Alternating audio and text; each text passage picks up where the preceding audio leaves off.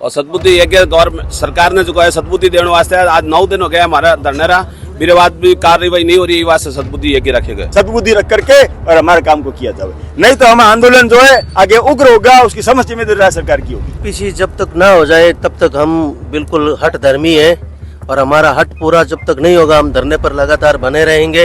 हजारों रुपए के कर्मचारियों को नुकसान हो रहा है। जो 86 से जो कर्मचारी हैं वो 86 से कई तो बेचारे मर गए, कुछ रिटायर हो गए, उनका हक मारा गया, उनको प्रमोशन नहीं दिया गया, बार बार उनको प्रकरणों को उलझाया जा रहा है। तो इसलिए हमारे ये उद्देश्य है कि उनको भी न्याय मिले। भूत पिशाच निकट नहीं आवे, महावीर जब नाम सुनावे। राम राम नमस्कार, मैं महादेव और आप सबका स्वागत है झलको बीकानेर पर।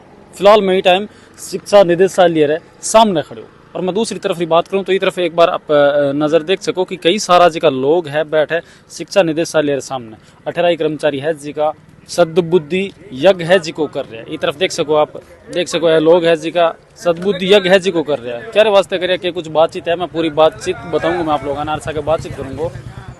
देख सको कितनी ज्यादा संख्या मानी जी का लोग है बैठे मौजूद है टाइम पर, और एक तरफ शिक्षा निदेशालय और एक तरफ लोग है जी का सामने धरने पर भी बैठे हैं और धरने से आगे सागे मतलब जी का 18 कर्मचारी है 12 सद्बुद्धि यज्ञ है जी को कर रहे हैं। मैं जानकारी लूंगा वहाँ लोगों। राम राम जी। राम राम।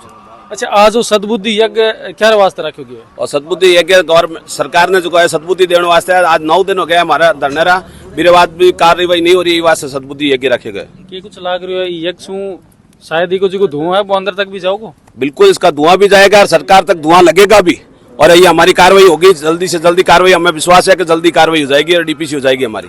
आज इतनी संख्या रमायने भी हट सामने मौजूद और यज्ञ भी कर रहा हो, तो कोई अंदर से भी आयो आपने साथ बातचीत करने वास्ते? अभी तक तो कोई नहीं आया है और हो सकता है जल्द कोई प्रशासन कार्रवाई करते हुए हमें जो है बुलवा ले। तो फिर भी अगर थे इतना दिन धरने पर बैठे और आज वो यज्ञ भी करी है, अब तक भी कोई चीज माननी कोई नहीं, तो क्या लगे अगर अब भी नहीं मानेगी तो अगला कदम और क्या करोगे? अगला कदम हमारा पूरे जिलों में, प्रदेश में, सब में जो है ये सब अलग अलग जगहों पे धरना प्रदर्शन किया जाएगा और इसकी जो है रूपरेखा बनाई जाएगी।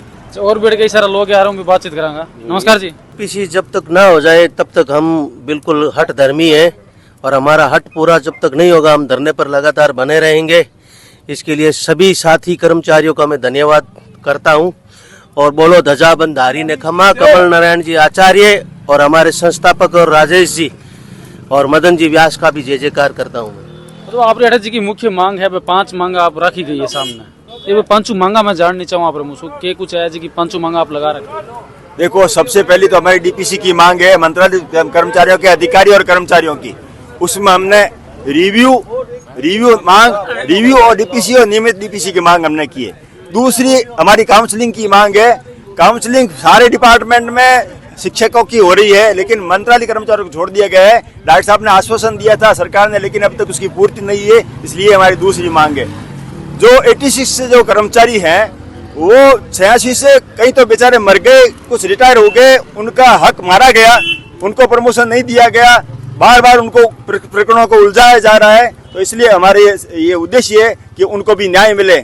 पंचायत राज से कुछ कर्मचारी सेवा यहाँ रिटायर होकर यहाँ आए हुए हैं स्थानांतरित होकर के, उन कर्मचारियों को अपना हक मिले, उनको भी जो है इसमें डीपीसी में शामिल किए जाए, उनकी भी सीनियरिटी दी जाए। तो हम इस डिपार्टमेंट में और कर्मचारियों के हित में ये काम कर रहे हैं। ये सरकार को जगाने का हम काम कर रहे हैं, प्रशासन को जगाने का हम काम कर रहे हैं। ये आज जो सद्बुद्धि यज्ञ और हनुमान चालीसा का पाठ किया गया है, हमें आशा है कि बाबा पूर्णा सर सरकार को और हमारे निदेशक महोदय जो आज आए हुए हैं अभी मिलेंगे उनसे, उनको सद्बुद्धि दे और इस डीपीसी का जो रोक है उस पर कोई न कोई रास्ता निकाले उसका। जैसे हमने डीओपी में बात की थी कि साहब आप subject to court case DPC कर दीजिए, ऐसा पहले भी हुआ था। आप लिफाफा बंद कर दीजिए, आप डेफर कर दीजिए, सब्जेक्ट टू कोर्ट केस कर लीजिए। बाकी वाले डिपार्टमेंट कर रहे हैं, शिक्षा विभाग में क्यों नहीं हो रहा है? हजारों रुपए के कर्मचारियों को नुकसान हो रहा है। सबसे बड़ा डिपार्टमेंट है, आधे कर्मचारी दूसरे डिपार्टमेंट का मिलकर के, आधे कर्मचारी हमारे शिक्षा विभाग में, मंत्रालय कर्मचारी। इतना बड़ा महकमा होने के बावजूद भी हम सबके शिक्षकों के सबके काम करते हैं, लेकिन हमारे काम के अंदर ये शिक्षा प्रशासन और राज्य सरकार ने जो रोड़ा अटकाया हुआ है किसी भी स्तर पर, उसको दूर किया जावे और सद्बुद्धि रख करके और हमारे काम को किया जावे, नहीं तो हम आंदोलन जो है आगे उग्र होगा, उसकी समस्त जिम्मेदारी सरकार की होगी।